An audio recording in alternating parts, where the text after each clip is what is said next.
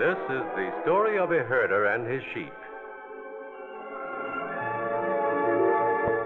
All winter long, the herder camps out in the Salt River Valley near Phoenix, Arizona, where the sheep find verdant pasture.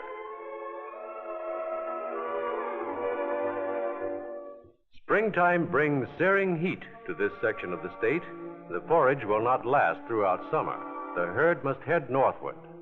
This is the story of Rosalia Lucero, the 60-year-old Mexican herder, and of the sheep which he takes northward every spring to summer range in the cool forest of northern Arizona.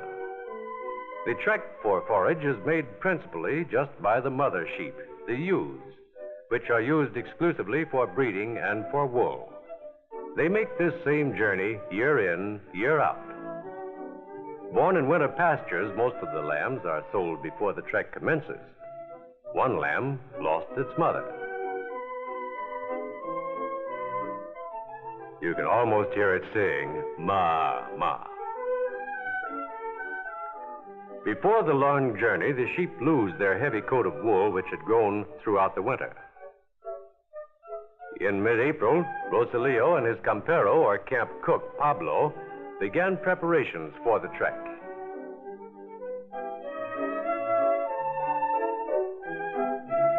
Burros were packed with supplies for the great migration.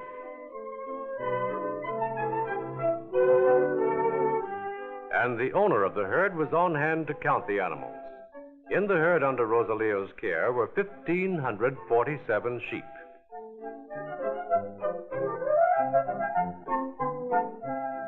Red-winged blackbirds, which had lived with the flocks in the pastures, were on hand to bid a wistful goodbye.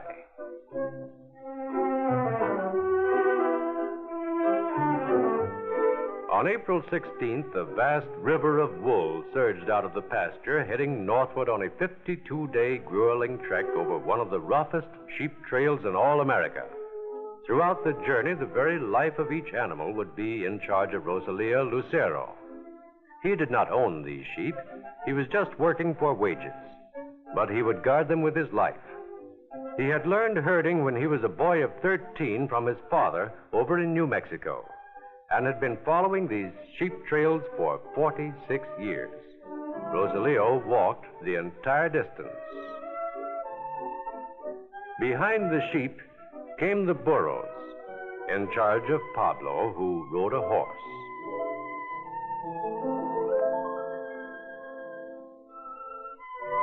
And behind them all came yours truly to film the trek.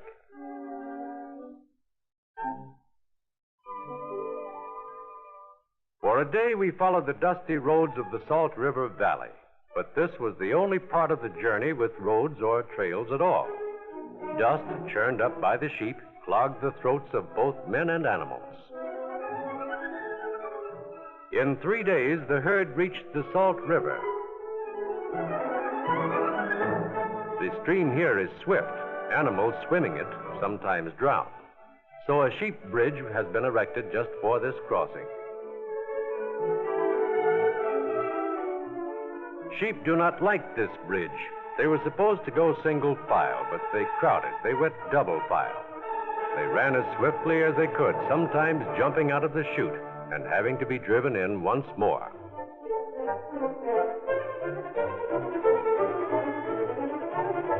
The bridge vibrated violently under their weight, and upon reaching solid ground on the far side, they often took vigorous leaps of joy.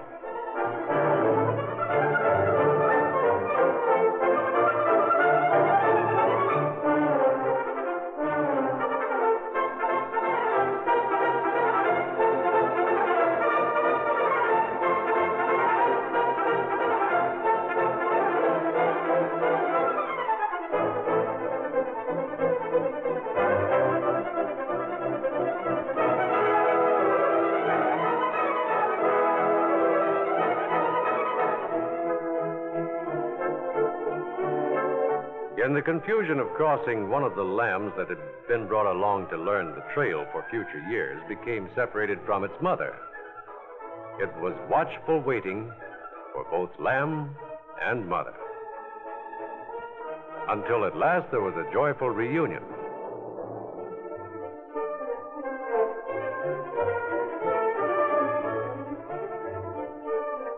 The sheep had wanted to cross the bridge rapidly, but not so the burros. In fact, the government ranger who had come down to count the sheep, and even I had to lend some physical persuasion.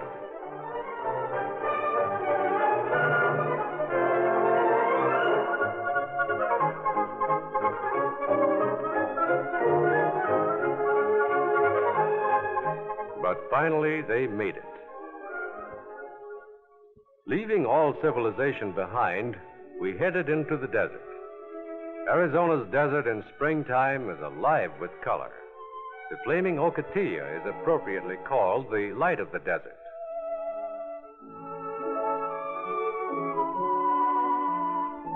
The Palo Verde trees are showers of blossoms. There is the delicate desert poppy and the bird of paradise.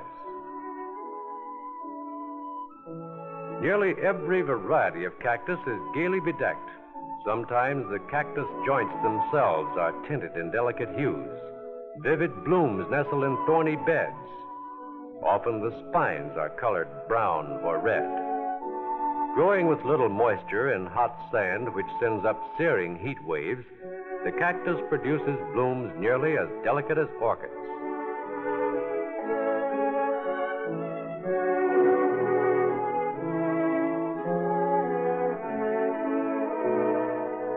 The flowers attract birds, such as this desert oriole. The poet has said, "Full many a flower is born to blush unseen and waste its sweetness on the desert air. But this sweetness is not wasted. Birds and insects suck the nectar from the flowers."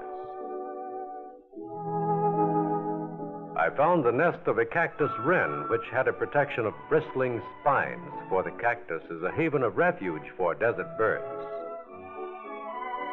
A mourning dove's nest was completely surrounded by cactus, a protection from desert marauders. The saguaro, or giant cactus, is a veritable apartment house with many apartments occupied.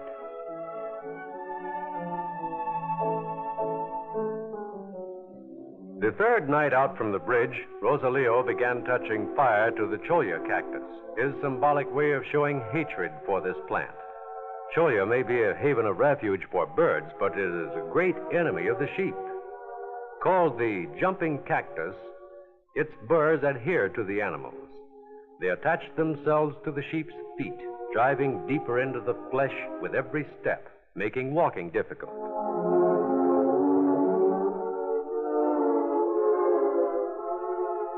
Cholla burrs adhered to their noses, making grazing almost impossible. Rosalia had to drive them through. The lead sheep were pushed by those behind directly into the cholla. Their struggles to free themselves became frantic. The herder tried to catch such sheep with his staff and remove the burrs. Pablo had to drive the burros through. It was too tough a country for all the animals. Often Pablo had to stop to remove burrs from the horse. It was too tough a country for the dogs. And it was too tough a country for me.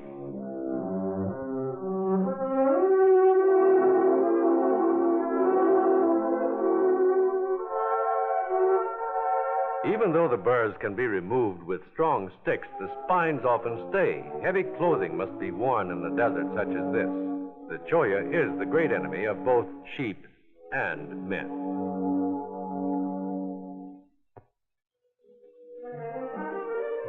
At mid-morning, when the desert became unbearably hot, the sheep stopped instinctively with no urging. It is called shading up, though there was usually little shade, save from an occasional ocatilla. This stopping of the sheep was the signal for Pablo to stop and begin preparation of noon camp. All the burros had to be unpacked. It was a hard task. A great fire was built, but not for heat, but because all cooking for the day had to be done at noontime. We always started too early in the morning, continued too late at night for cooking then. While we ate our food, the burros sampled nearly everything about the camp.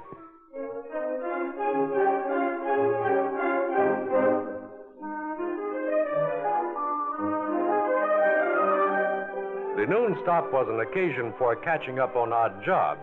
The horses' shoes wore out rapidly on the severe rocks of the desert. This was a frequent task of Pablo's. Because of the desert rocks, shoes were one of the biggest problems of the men. Often special protection had to be added. Water was scarce, yet a certain amount of washing needed to be done. Sabu, the goat, was a camp favorite. He was put in the lead, for the sheep will follow goats where otherwise they will not go. About 4 in the afternoon, when it began to cool a little, we would pack and be on our way once more. Always we traveled until after dark, for the desert was cooler then. But the time at twilight was the most beautiful. Here on the desert, one learned the great value of occasional solitude. No jangle of traffic, no blaring radio, no distractions. It is good to experience real solitude at times. When the sun went down, when the moon and the stars came out, that was the time of the greatest glory.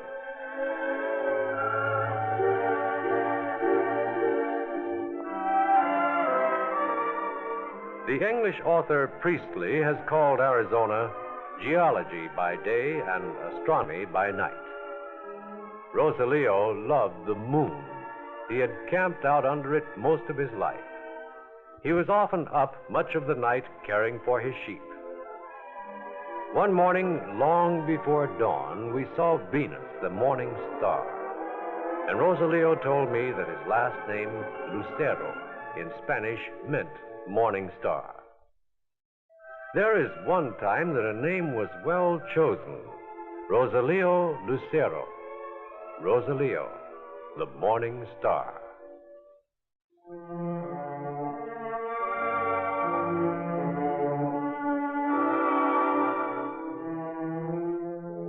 For 7 days we followed through a desert area strewn with giant boulders and rocks.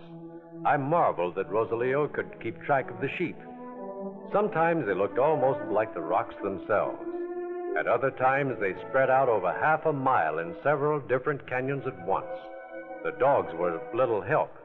Rosalio had to explore each branch canyon personally to make sure that no strays were left behind.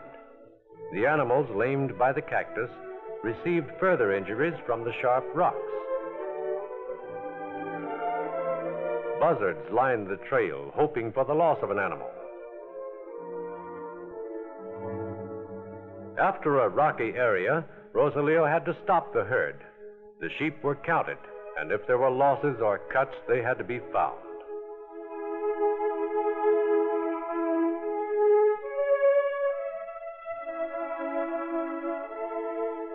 For 3 days, we followed along a dry wash. Here was truly a river of flowing wool. But here, gnats, or tiny flies, harassed the herd.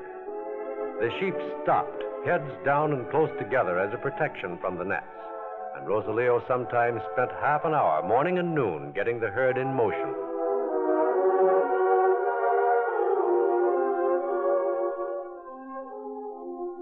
While small flies harassed the sheep, other insects plagued the men. Unless Pablo chose camp wisely, ants were a nuisance at night. Sometimes tarantulas and scorpions crawled on our blankets, but never once were we injured.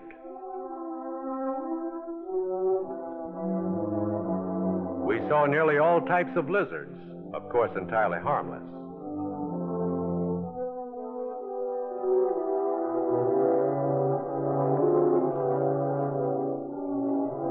Later, I encountered one lizard shedding its skin, a normal process. And on the trek, I came upon 4 Gila monsters.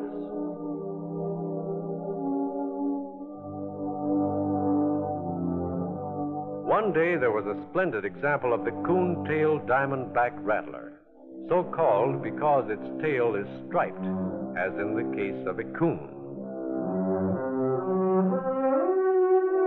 With Pablo's help, I was able to work less than 4 feet from it.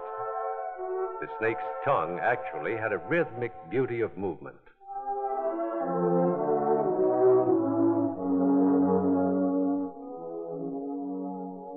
The praying mantis is so called because it takes the attitude of prayer.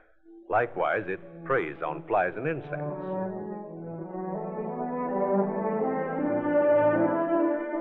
It is easy to see why the mantis is sometimes called the dinosaur of the desert. Most interesting to me were the horned toads, actually not a toad at all, but a member of the lizard family and entirely harmless. During a noon stop, I captured one for a pet. The sheep must graze almost constantly as they progress. Lacking grass, they often eat leaves of cat's claw and nibble blossoms of the cactus, wounding their faces severely. Now, the sheep were not only hungry, but thirsty. They had been nearly 3 days without water, and often I would find the old ewes devouring the prickly pear, for here was not only food, but a little moisture as well.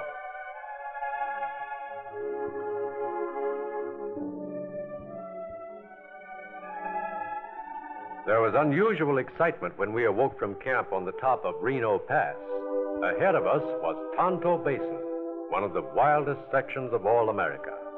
But most important, down in that basin was Tonto Creek, the herd's first chance for water in 3 days of desert travel. Already, Rosalio had started down with the sheep, while Pablo stayed in camp to pack. This was hard work, packing and unpacking morning, noon, and night, sometimes 150 pounds to the animal. On top of the packs went the bedroll. And in those packs were nearly all of the personal possessions owned in this world by Pablo and Rosalio. Except for one vacation a year, they spend their lives camping out.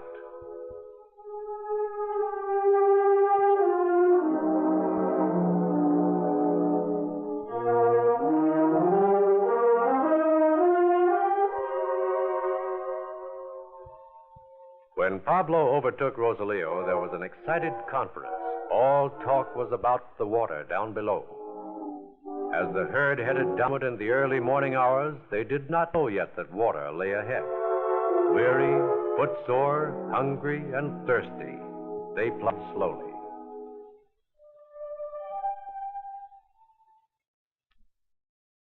But suddenly the lead sheep smelled water. The cloud of dust marking the herd shot forward toward the river. It was a mad stampede.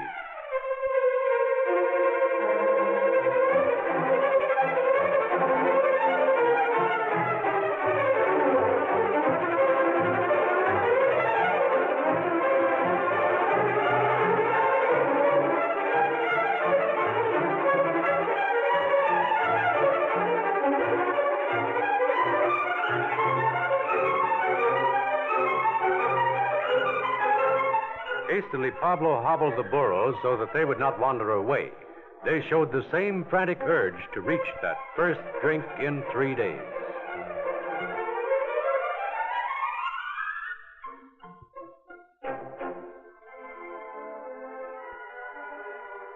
Here, temporarily at least, was peace.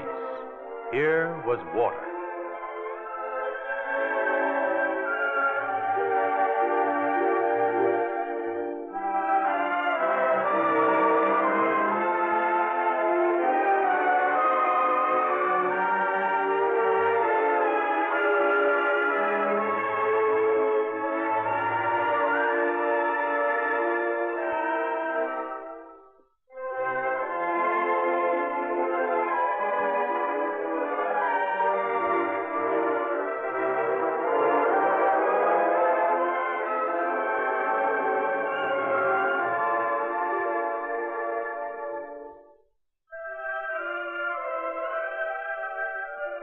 Now we would be leaving Tonto Creek, heading again into a land without water.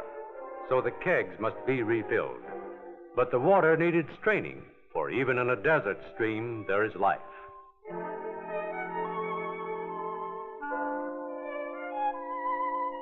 For days we followed along a plateau country.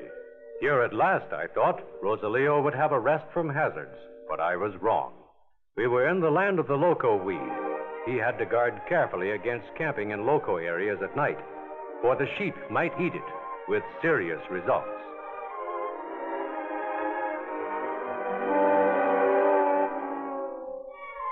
The foxtail grass got into the eyes of the animals by day, and the herder had to remove it. Rosalio was just working for wages, but his every thought was for his sheep.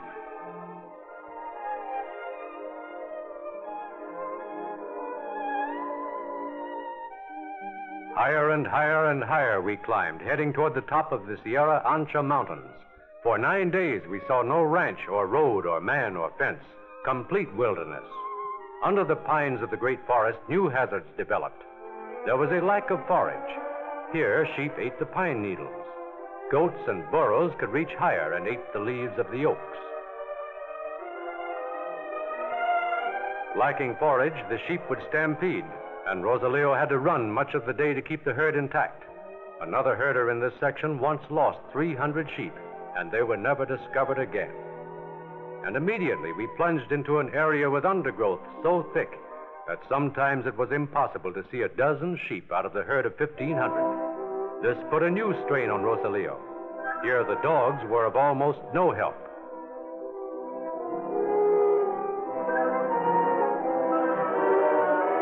At night he had to guard against wild animals, coyotes, and bears.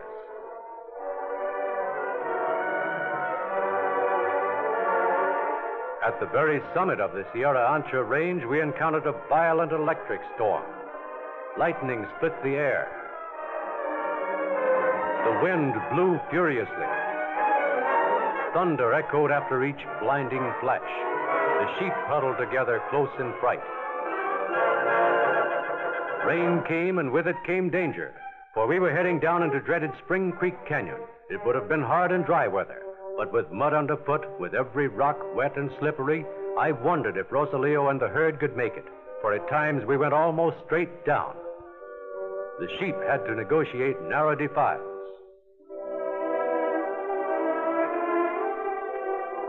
At last, the deluge of rain was so bad that we could not travel. Camp was made. The rain turned to hail, and we kept a fire going constantly. Rosalio could not even enjoy the fire. All day long, he had to be out in the mud and cold and hail, hunting forage for the sheep, coming in only at noon and at night. Pablo stayed in camp and cooked. He actually baked bread in the pouring rain.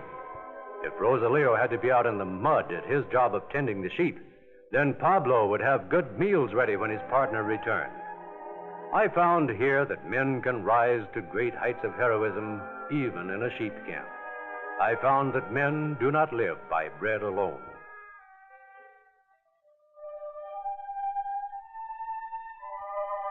This weather was also hard on the dogs. They became wet and cold.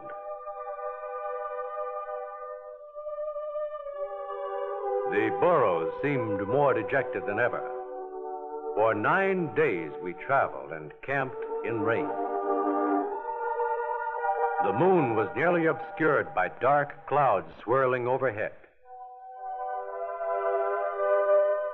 That period of storm in the Sierra Anchas was the hardest part of the trip. When it was over, Pablo at last had an opportunity to dry out camp.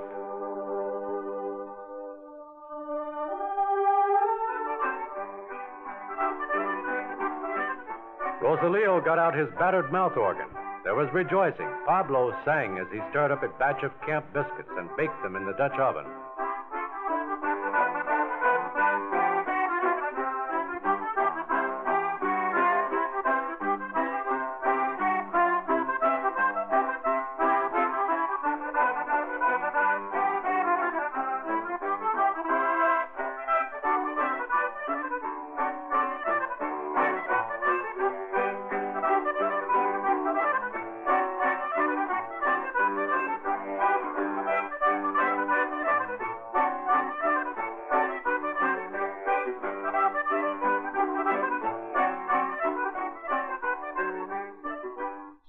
and chipmunks played about our camp.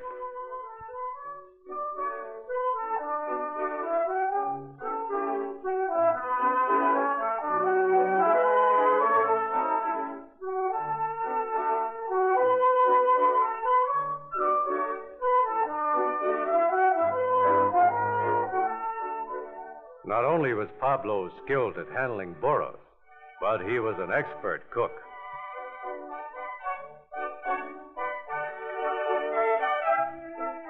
Near the camp, I came upon a porcupine which alerted its quills as it heard me.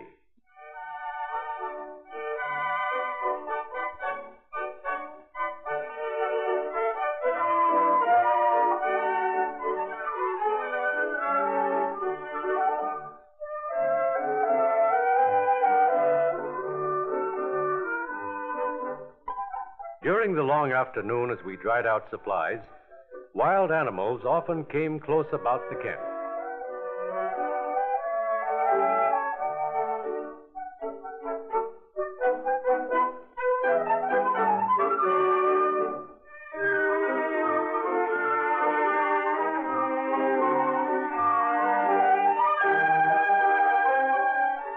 And then evening.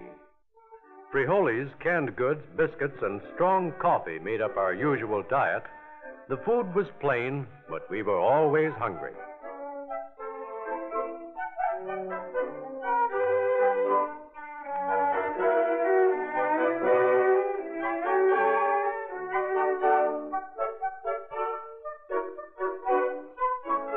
Rosalio's last task at night was to bed down his sheep, and often it would be 10 o'clock or later before he would get to his supper. Around the evening campfire, once again, I experienced the feel of solitude.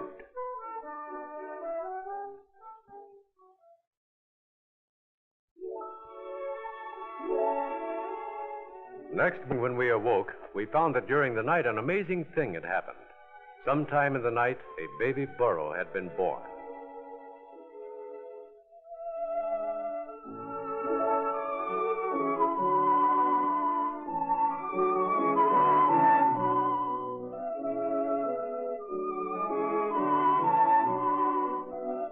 I wanted to make friends with the little fellow, but vaguely, just vaguely, it seemed to have something else on its mind. At first, it did not quite know what, but it learned rapidly. And rapidly also it gained strength, because when we started out later that same afternoon, the baby burro was able to join the trek, trotting along behind its mother and the herd.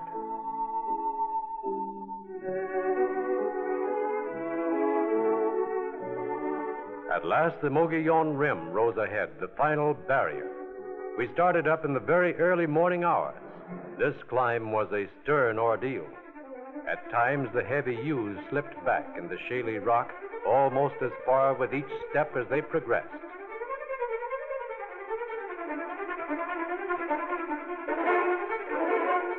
Sometimes the sheep would have to jump repeatedly to scale a boulder.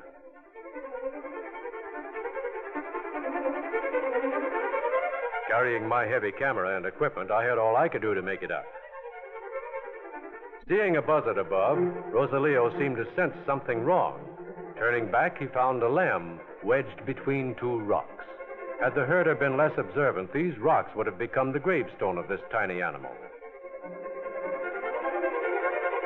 Rosalio seldom used the dogs. Dogs run sheep. It is not good for them. But now he knew he would have to do everything possible to get them up this final barrier. So he set the dogs on them. He yelled and shouted. He threw sticks and stones.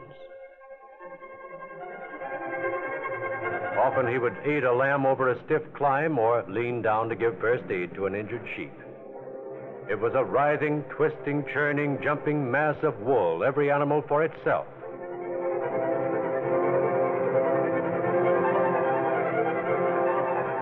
In some manner, the herd made it up. The dogs had helped him, so then and there, Rosalio poured a drink for them in the crown of his hat.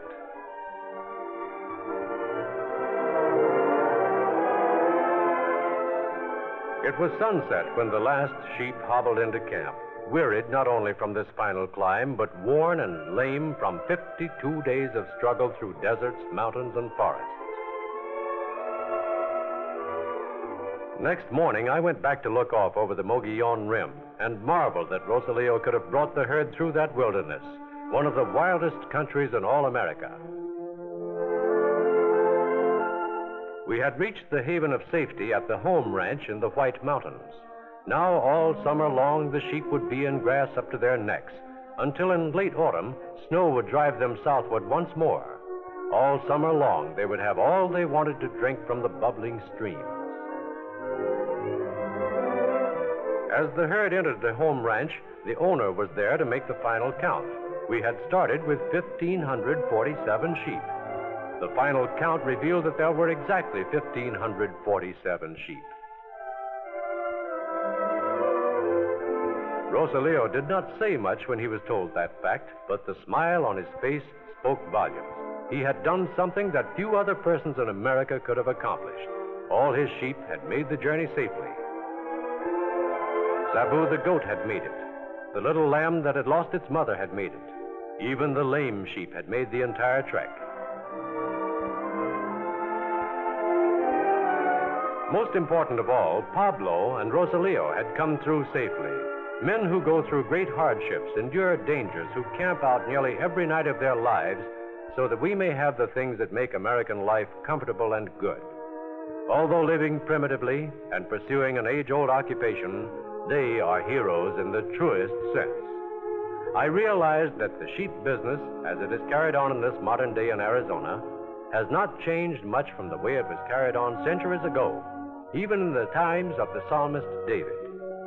As the sun rays slanted through the forest until it resembled a cathedral, instinctively I began reciting the 23rd Psalm. The Lord is my shepherd, I shall not want. He maketh me to lie down in green pastures. He leadeth me beside the still waters.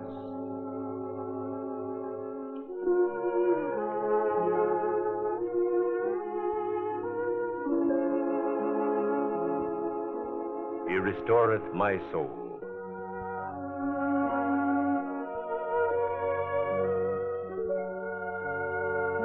He leadeth me in the paths of righteousness for his name's sake. Yea, though I walk through the valley of the shadow of death, I will fear no evil, for thou art with me. Thy rod and thy staff, they comfort me.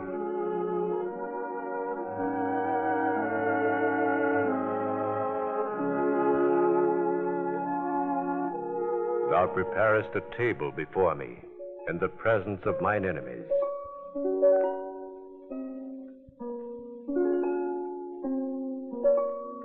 Thou anointest my head with oil.